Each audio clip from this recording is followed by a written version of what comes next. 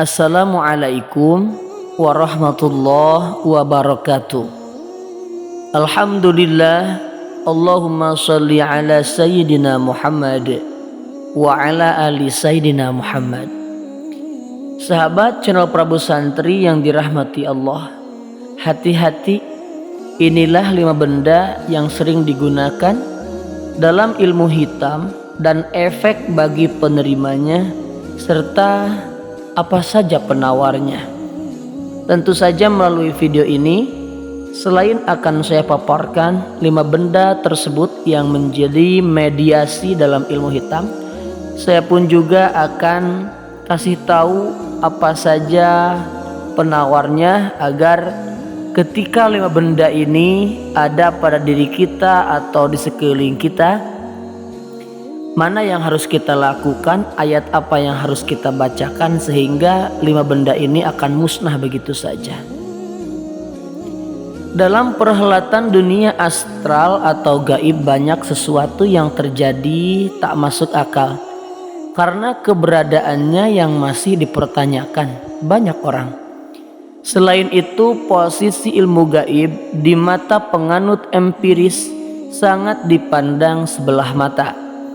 Kendati demikian, bukan menutup kemungkinan masih adanya peminat dan percaya akan hal-hal yang sifatnya gaib. Anggapan sebagian orang yang mempercayai itu juga memiliki alasan yang sama-sama kuat, bukan untuk diperdebatkan. Memang perihal percaya atau tidak terkait perkembangan ilmu gaib.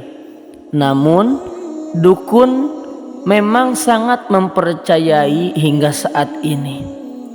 Ancaman berupa ilmu sihir dan ilmu hitam lainnya masih kental di tatanan masyarakat Indonesia. Ilmu hitam dalam perdukunan memang memiliki banyak jenisnya. Salah satunya yakni ilmu santet yang sangat fenomenal di telinga masyarakat kita. Dalam beberapa film yang menayangkan tentang santet, kerap diperlihatkan sebuah penyampaian kebencian terhadap individu lain bertujuan untuk balas dendam. Namun meski begitu, santet biasanya tak bisa bergerak sendiri tanpa sebuah medium benda atau mediasi. Apa saja kira-kira benda yang biasa digunakan sebagai media pelancar dalam melancarkan aksi santet? Berikut 5 benda yang sering digunakan dalam ilmu santet. Yang pertama, silet dan paku. Benda pertama yang sering digunakan sebagai media pelancar santet ialah silet. Pasti kita sering mendengar kisah orang yang diguna-guna lalu diobati keluar dari tubuhnya sejenis silet. Selain silet juga biasanya paku atau kawat dan sejenisnya. Beberapa benda tersebut biasa dilancarkan langsung ke tubuh target untuk merasakan sakit yang berlebihan dan biasanya tak masuk akal di mata ilmu kesehatan. Dalam beberapa kasus, pasien yang berobat ke dokter bahkan dinyatakan sehat, namun dalam tubuhnya sangat merasa kesakitan. Kemudian yang kedua, peluru. Jika kamu pernah mendengar istilah Indonesia bisa menancapkan peluru tanpa berdarah, memang benar adanya. Dalam kajian ilmu hitam, peluru atau timah panas biasa digunakan untuk santet yang dilancarkan kepada target tetapi tak terlihat. Efek peluru ini selain terasa perih yang sakit dari dalam, efeknya juga bisa terasa terbakar pada tubuh si penderitanya, mengerikan memang.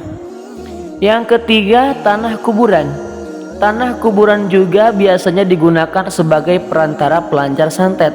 Pada beberapa kasus, tanah kuburan biasanya dibungkus menggunakan potongan kain kafan dan dikirim pada malam hari. Pada proses pengiriman santet sejenis ini biasanya terlihat seperti bola api besar atau sering disebut juga dengan banaspati. Efek dari santet jenis ini biasanya ditunjukkan agar merusak rumah tangga seseorang, yang membuat penghuni rumahnya akan selalu dalam kondisi panas dan emosi yang berkepanjangan. Yang keempat, tulang ayam. Untuk benda yang keempat ini memang terdengar sangat lucu. Meskipun tulang ayam terlihat seperti sampah bagi sebagian orang normal, bagi dunia perdukunan benda ini biasanya digunakan sebagai media santet yang tujuannya digunakan dalam menghancurkan bisnis makanan agar si target tidak memiliki pembeli atau tidak laris lagi. Kemudian yang kelima, kuku dan rambut. Benda terakhir yang sering digunakan dalam santet ialah rambut dan kuku manusia. Biasanya benda tersebut digunakan dalam bentuk santet yang bertujuan mempersulit si target dalam mendapatkan jodohnya. Nah, hati-hati nih sobat nih ya. Jika ada seseorang yang memang susah untuk bertemu dengan jodoh, nah mungkin jangan sembarangan menaruh potongan kuku ataupun rambut. Takut diambil oleh orang yang memang ingin berniat jahat. Nah, sobat pilah yang dirahmati oleh Allah Subhanahu wa taala. Lalu penawar dari dukun-dukun santet ini, entah itu melalui media silet atau media peluru atau media tanah kuburan atau media tulang ayam atau media kuku dan rambut, sebetulnya ini mudah sekali ya. Jadi jangan sampai dianggap susah. Ini mudah sekali. Bagaimana caranya? Caranya adalah dawamkan surah Al-Ikhlas, Al-Falaq, An-Nas setelah sholat 7 kali. Al-Ikhlas 7 kali, Al-Falaq 7 kali, An-Nas 7 kali.